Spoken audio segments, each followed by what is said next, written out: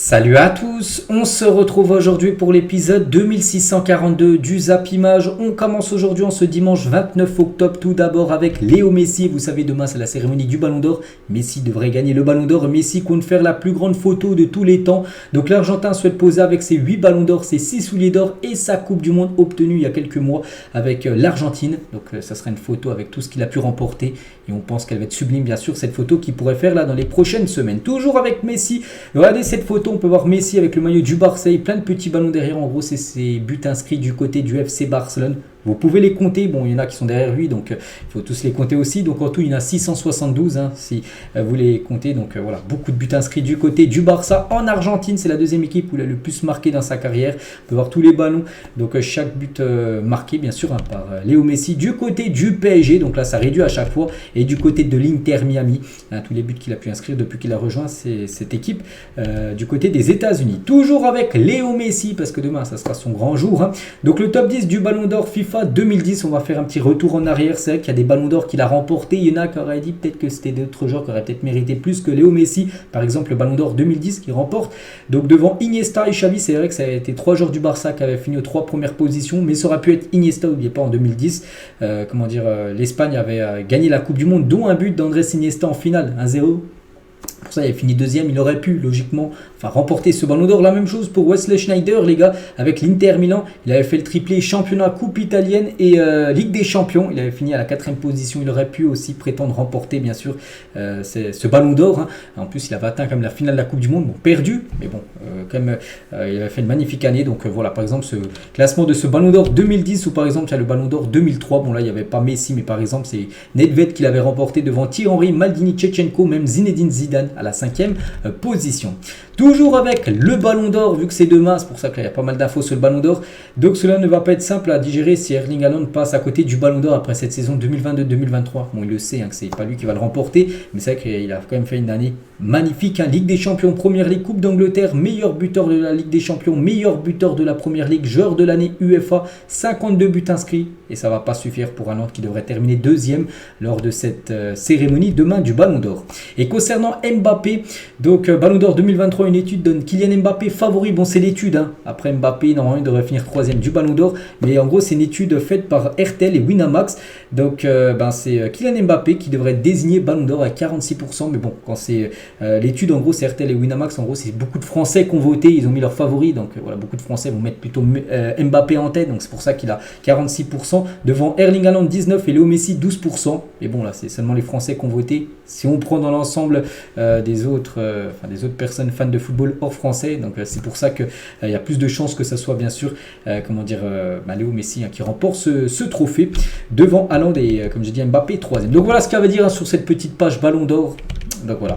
On continue les gars, donc aujourd'hui on est dimanche et bien sûr j'ai du football. Donc par exemple en Liga, Betis Osasuna, Vallecano, Real Sociedad, Bilbao, Valence et Atlético Madrid contre Alaves ce soir 21h.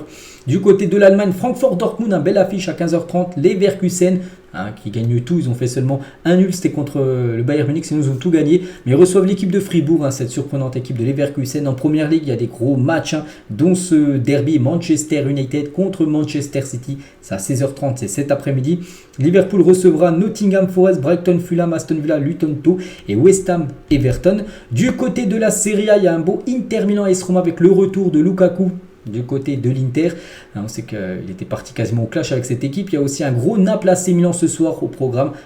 Pas mal de belles affiches. Aussi un PSV Ajax Amsterdam à 14h30 aujourd'hui. Donc voilà, il y a beaucoup de football. Et en Ligue 1, bien sûr, on n'a pas parlé. Tiens, le PSG joue là dans quelques minutes. Enfin, ça dépend à quelle heure vous regardez la vidéo. Donc du côté de Brest, ça sera à 13h. N'oubliez pas que cet horaire de 13h, la saison prochaine, c'est fini. Il n'y aura plus de match de Ligue 1. Ça sera plutôt un match de Ligue 2 l'année prochaine à 13h le dimanche.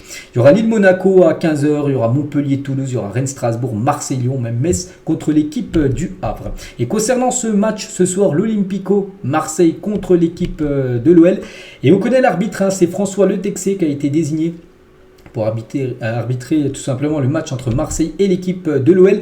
Et si Saint-Etienne monte en Ligue 1 et qu'on descend, c'est la fin du monde. En gros, c'est un supporter qui dit ça. C'est vrai que ça peut être une catastrophe pour l'Olympique Lyonnais parce que quand on voit leur classement, ils sont derniers actuellement. Donc après 10 matchs, pour ça qu'on peut penser est-ce qu'ils vont se maintenir ou non. Mais s'imagine ils descendent et Saint-Etienne, leur plus grand rival, eux montent en Ligue 1, ce serait bien sûr une catastrophe pour l'équipe de Lyon. Et Fabio Grosso en conférence de presse, il a dit on a la capacité pour faire un match costaud. Ce match peut nous servir à inverser la tendance et à gagner de la confiance. C'est vrai que ça peut être le match du déclic, pourquoi pas pour Lyon. Je ne sais pas s'ils font un bon résultat, ils s'imposent ce soir du côté du stade Vélodrome, ça peut enfin lancer peut-être leur saison, ça quitte ou double, ou soit ils peuvent passer complètement à côté de leur match et prendre une pilule un soir. Donc j'ai vu une atmosphère incroyable au stade, je suis déçu de ne pas arriver à donner de la joie aux supporters, mais on doit travailler et surtout gagner des points. J'adore ce club et cette ville et j'essaie de donner chaque jour tout ce que je peux pour nous sortir de cette situation très délicate. J'avais dit avec seulement 3 points pris après 9 matchs, c'est une catastrophe, 3 matchs nuls c'est tout, ils ont pu prendre un point. Et Grosso aussi en conférence de presse également, il s'est exprimé sur l'histoire de la taupe au sein du vestiaire lyonnais. Il a dit pour moi le vestiaire est quelque chose de sacré, les choses du vestiaire ça ne doit pas sortir ce qui se dit tout simplement dans un vestiaire.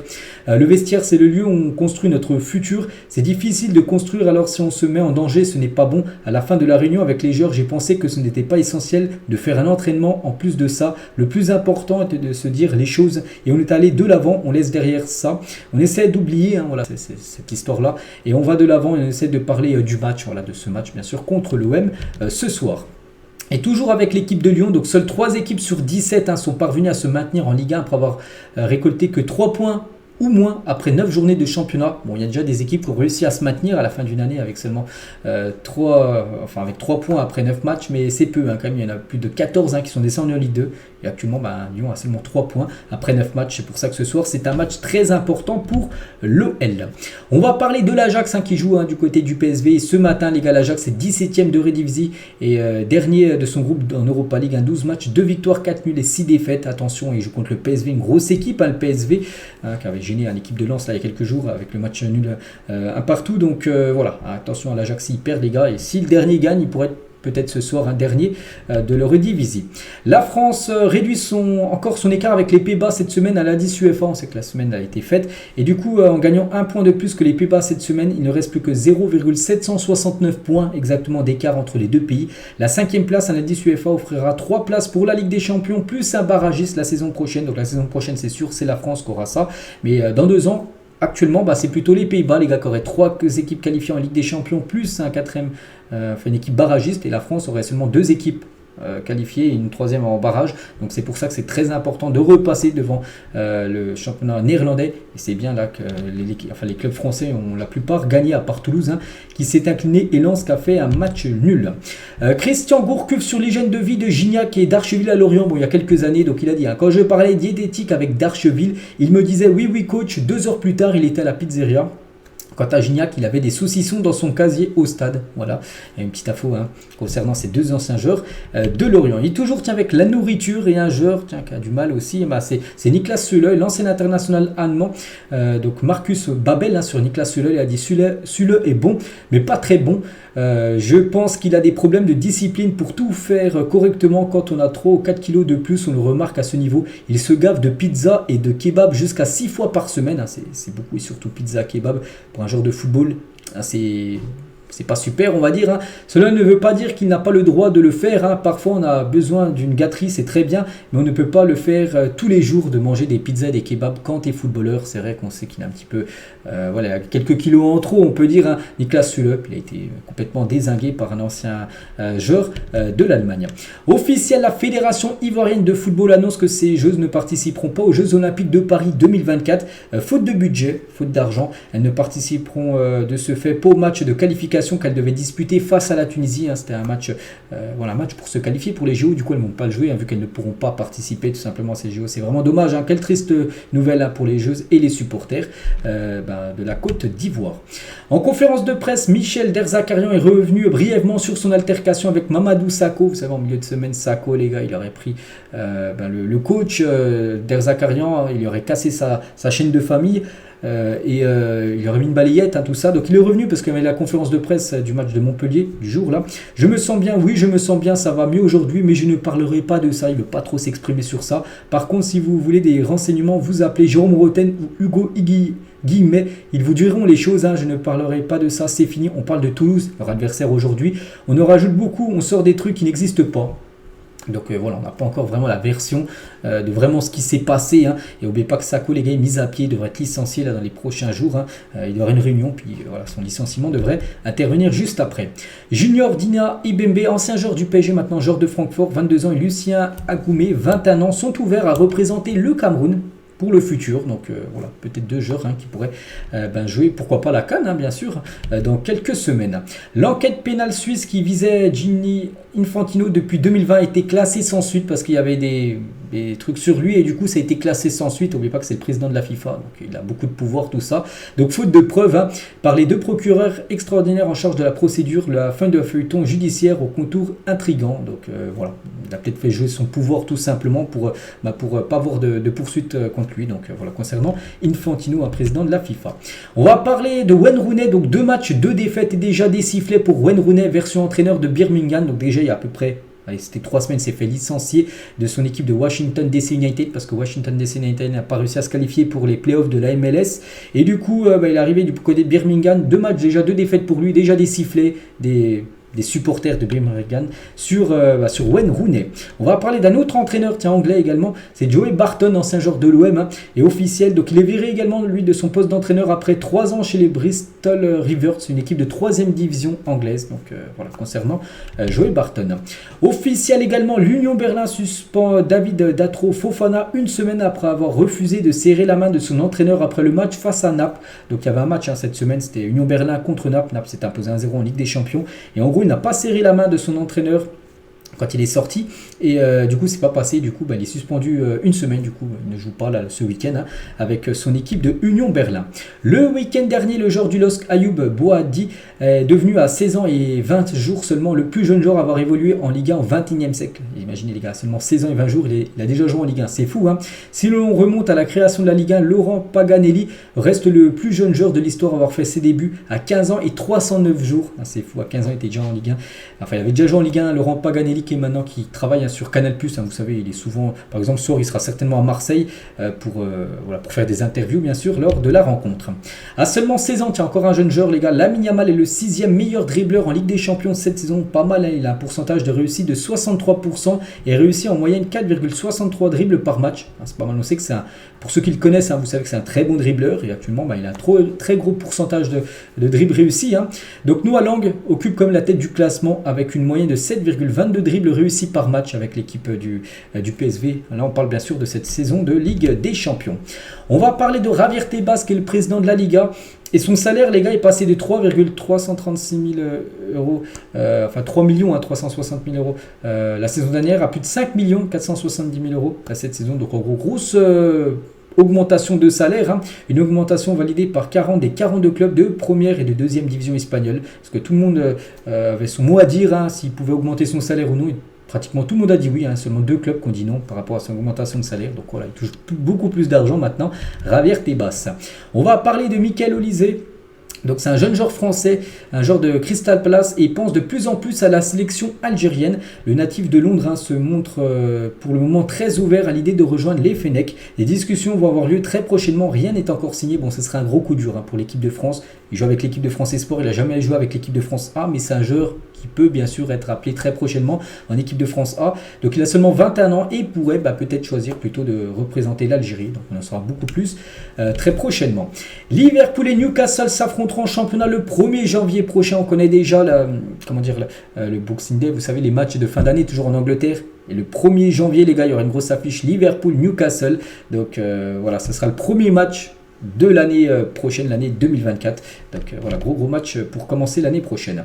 Si un joueur marquait 50 buts au cours des 17 prochaines saisons, il totaliserait 850 buts en carrière, ce qui est énorme bien sûr. Donc Ronaldo a marqué 862 buts, encore plus que ce que je vous ai dit avec 50 buts en 17 prochaines années. Donc à titre de comparaison, Haaland, 23 ans, inscrit 225 buts et devra marquer encore 49 buts par saison jusqu'à ses 36 ans pour égaler le total actuel de Cristiano Ronaldo en termes de buts inscrits. C'est complètement dingue, je ne sais pas si vous vous rendez compte, comme tous les buts inscrits par Cristiano Ronaldo, ça sera très dur à battre. Après ça se peut que ça soit battu, mais ça sera très compliqué, il va falloir mettre des quasiment 50 buts par saison est vraiment régulier, hein. Il n'y a pas une saison où tu t'effondres. Non, c'est minimum 50 buts par saison pendant 17 ans pour arriver quasiment au même stade que Cristiano Ronaldo. Et en parlant de CR7, tiens, on va parler d'une compétition qui lui tenait à cœur, la Ligue des Champions. Moi, j'aimerais le revoir jouer en Ligue des Champions européenne, hein, je vous parle, parce que là, il joue la Ligue des Champions asiatique. N'oubliez pas qu'il est toujours meilleur buteur de cette édition, enfin de la LDC.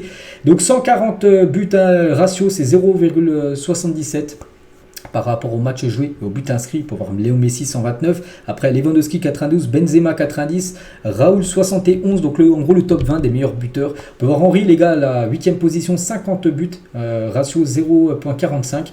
Donc on peut voir Zlatan qui en a marqué 48 des buts en Ligue des Champions, Salah qui en a marqué 44, ou par exemple il y a Mbappé qui en a marqué 42. Il y a seulement un joueur, les gars, regardez le ratio, il y a seulement un joueur, c'est Haaland à la 20e position, qui a un ratio de plus de 1, c'est-à-dire il a joué, il a marqué plus que de matchs joués. Donc en gros, il a marqué 37 buts en 33 matchs. Donc il a un ratio à 1,12. C'est le seul, regardez, si on revient un petit peu avant. Hein, peut-être qu'il y a Ronaldo, Lewandowski qui a un beau ratio 0,80. Mais Haaland, lui, c'est 1,12. Bon, après, il est encore au tout début de carrière. Mais c'est vrai que c'est le seul. Même si on va jusqu'aux 30, hein, les 30 meilleurs buteurs de l'histoire de la Ligue des Champions, avec Puskas, Cavani, Gerd Müller, tout ça. Ben voilà, il y a seulement Haaland, les gars, qui a plus marqué que de matchs joués en Champions League. Hein. Voilà, pour vous montrer quand même les stats énormes, hein, de l'attaquant norvégien. On prend la direction des États-Unis. Donc on a parlé tout à l'heure de Messi qui devrait remporter le Ballon d'Or et il pourrait remporter également un trophée très prochainement. Les joueurs finalisent pour le prix de la recrue de l'année en MLS. On a le choix entre lui, entre deux autres joueurs que je connais pas, Lowen et celui du milieu, Glakumax, qui joue je sais pas où. Bref, vu que c'est une recrue, c'est vrai que Messi a des chances qu'il remporte ce trophée du meilleur joueur, de la meilleure recrue de l'année, hein, du côté de la MLS. Et concernant le meilleur joueur en MLS, c'est pas la même chose, hein. Donc le meilleur joueur, on a le choix entre ces trois-là. Donc Thiago Almada, donc, qui nous a fait une saison avec 11 buts et 19 passes D. Denis Bouanga qui a fini meilleur buteur en MLS avec 20 buts et 7 passes D. Et Luciano Acosta, lui, qui en a marqué 17 de buts et 14 passes D. Parmi ces trois-là, un sera le meilleur joueur de la saison qui vient de se finir, hein, du côté des États-Unis. André Villas-Boas avance dans sa candidature aux élections présidentielles du FC Porto en 2024. Voilà, l'année prochaine, il y aura un nouveau président du côté de Porto, ou peut-être le même, hein, si bien sûr s'il veut encore être président, bien sûr. Et Villas-Boas, lui, aimerait être président du FC Porto pour les années futures. Le classement UEFA des clubs français mis à jour après cette semaine européenne. Donc le PSG est bien sûr l'équipe la mieux représentée en France, en première position, mais 4e en Europe, hein, pas mal. Il doit y avoir peut-être le Bayern, le Real et City peut-être devant le PSG. Donc Lyon 37e en Europe, mais 2e en France. On peut voir Rennes, comme ils sont Lille, ou même l'équipe de Marseille, 5e en France et 49e en Europe. Officiel, l'ancien coach de l'OM, Michel, devient le nouvel entraîneur de Al-Qadsiya en 2e division saoudienne. Voilà, donc on souhaite bonne chance bien sûr du côté de cette nouvelle aventure. On va parler de Sadio Mané, j'en ai un peu parlé ces derniers jours et ça y est, c'est officiel, Sadio Mané devient président d'une équipe. Donc c'est une équipe en France en plus, et il rachète le Bourges Foot 18, une équipe de National 2, en gros c'est de la combien nationale, c'est de la 4e division française. Voilà.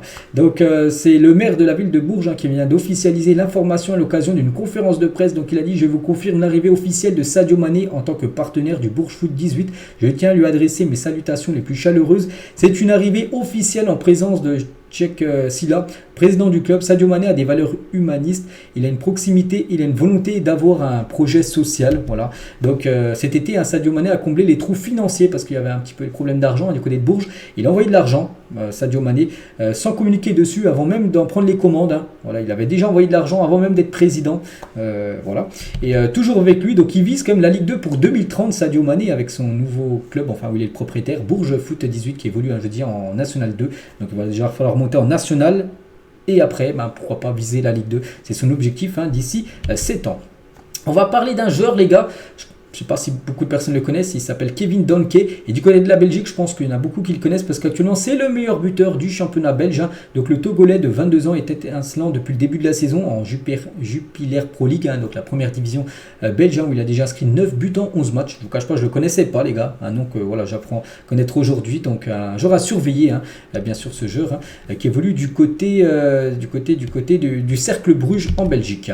On va parler de José Mourinho, la défaite au pénalty en demi-finale de Ligue des Champions 2012. face au Bayern est l'une des plus douloureuses de ma carrière. Il a dit malheureusement, c'est le football. Cristiano Ronaldo, Kaka et Sergio Ramos ont raté leur penalty parce que ça s'est joué au tir au but et ces trois grands joueurs ont raté leur tir au but. Donc trois monstres complets du football mais ils sont humains. Cette nuit-là est la seule fois dans ma carrière d'entraîneur où j'ai pleuré après une défaite. C'est très dur parce que nous étions les meilleurs cette année-là. Nous étions la meilleure équipe d'Europe. Nous avons gagné la Liga en battant tous les records. Je crois que ça avait été une Liga plus de 100 points pour le Real Madrid. Il a dit en record, nous aurions gagné cette finale contre Chelsea. Je n'ai aucun doute s'ils auraient atteint la finale. C'était contre Chelsea. Et pour lui, voilà, il aurait gagné la finale avec le Real. Ce qui a été le plus cruel pour moi, c'est que lors de la séance de tir au but, nous avions choisi donc Ronaldo, Kaka et Ramos, des certitudes absolues au point de penalty. C'est des joueurs à chaque fois qui mettent les tirs au but. Et que ces gars-là aient manqué leur tentative, ça m'a détruit. Donc après ce match, il avait pleuré. José Mourinho, ça a été sa plus grosse défaite tout simplement de sa carrière, cette défaite contre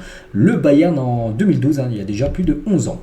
Des nouvelles qu'il y a d'Andy Carroll sur son choix de rejoindre l'équipe de Amiens. N'oubliez pas qu'il a toujours joué en Angleterre et il est venu jouer en Ligue 2 du côté d'Amiens. C'est un transfert, on peut dire, surprise. J'ai toujours eu en tête de jouer ailleurs qu'en Angleterre un jour. Donc j'ai demandé à mon agent d'étudier différentes pistes cet été. Quand j'ai reçu le coup de fil de John Williams, j'ai sauté dans le premier train et j'ai tout de suite tombé amoureux de la ville parce qu'il était parti visiter déjà les installations de la ville d'Amiens si ça pourrait lui plaire. Et oui, il a trouvé que c'était vraiment cool. Il dit donc Amiens, je peux entrer dans une boulangerie et acheter un pain au chocolat sans que personne ne me dise comment s'est passé le match. Puis-je avoir une photo? J'ai l'impression d'être normal. Je voulais juste sortir et être libre, être moi parce que en Angleterre, il était souvent connu. N'oubliez pas que ce joueur a été transféré quand même pour plus de 40 millions d'euros à l'époque. De Newcastle à Liverpool, donc 40 millions d'euros, énorme somme, mais qu'il arrive à Amiens gratuitement. Mais voilà, en Angleterre, il est beaucoup connu, et en France, peu de personnes le connaissent, donc il peut faire ce qu'il veut sans qu'on lui demande à chaque fois des photos, tout ça. Ici, je peux emmener mes enfants au zoo, ils ne me disent pas « Viens papa », alors que des gens demandent des photos ou des autographes. Il y a un petit bar, on peut dire, au coin de la rue où je suis allé avec d'autres garçons pour voir le match contre le PSG. Quel match? Personne ne m'a rien dit, donc quand il était parti voir Newcastle-Paris, Newcastle, c'est un ancien club, il était parti voir ça dans un bar et voilà, personne ne lui a dit, ils l'ont laissé tranquille à regarder le match. C'est un sujet assez peu, c'est pas lui qui dit ça, mais voilà, c'est un sujet assez peu exploré dans le football, mais le fait d'être reconnu systématiquement dans la rue et à la célébrité de manière générale, ça doit peser bien sûr au bout d'une dizaine d'années de carrière. C'est vrai qu'on peut comprendre qu'il a voulu un petit peu avoir plus de liberté tout simplement. Le joueur Andy Carroll maintenant qui fait les beaux jours, on peut dire, de l'équipe de Amiens en Ligue 2. Et toujours avec un autre attaquant anglais, Peter Crouch, sur son accident de karting avant la finale de Ligue des Champions 2007. Il a dit avant la finale de la LDC 2007, nous sommes allés faire du karting, un moment sur le circuit, j'arrive à fond et je me dis tranquille, je vais freiner maintenant, sauf que mes freins ne marchaient plus avec son karting.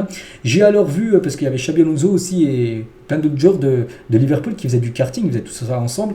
Il a vu Xabi Alonso et Kuyt devant moi et je me suis dit, poser la question, quel est le plus important des deux? Du coup, j'ai foncé sur Kuyt. Donc il y a un peu de blessure, tout ça, mais il a foncé sur Kuyt pour laisser tranquille Xabi Alonso, parce qu'il jouait une finale de Ligue des Champions, les gars, quelques jours après. Et en parlant de Kuyt, les gars, ancien joueur néerlandais, joueur de Liverpool, qui l'a foncé dessus, Peter Crouch.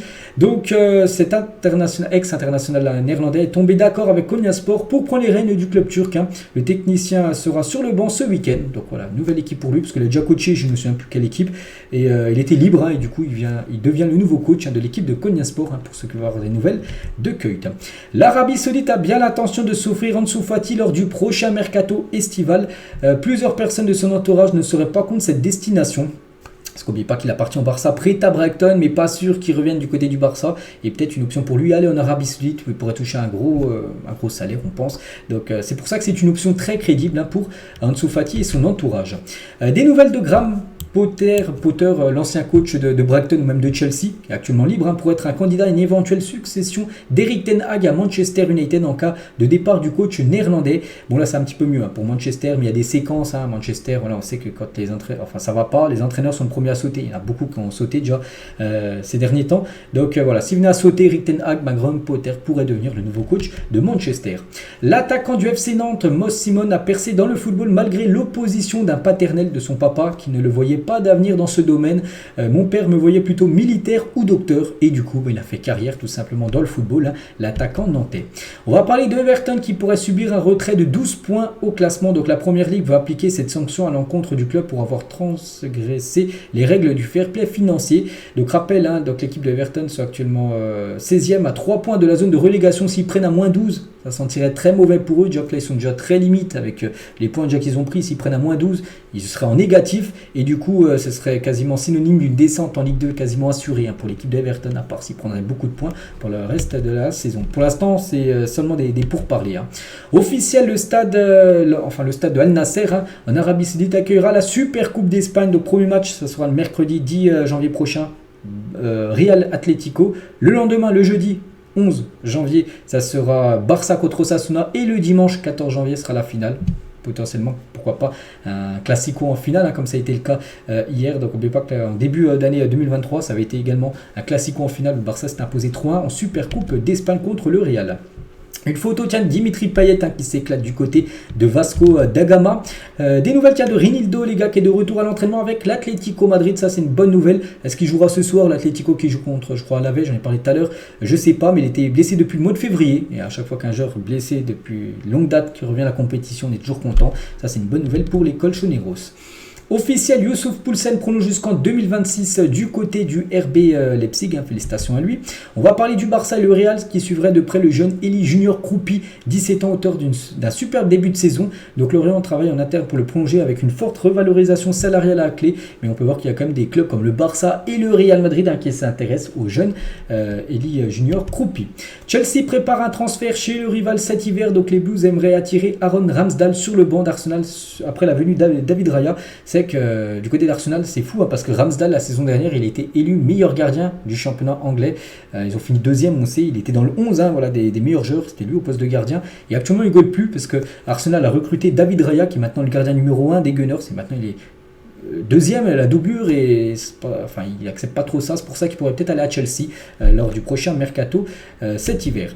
Le FC Barcelone révèle de nouvelles images du futur Camp Nou qui devrait être prêt normalement en 2026 dans 3 ans, mais pas que ce stade pourra accueillir des matchs de Coupe du Monde en 2030 où l'Espagne accueillera quelques rencontres.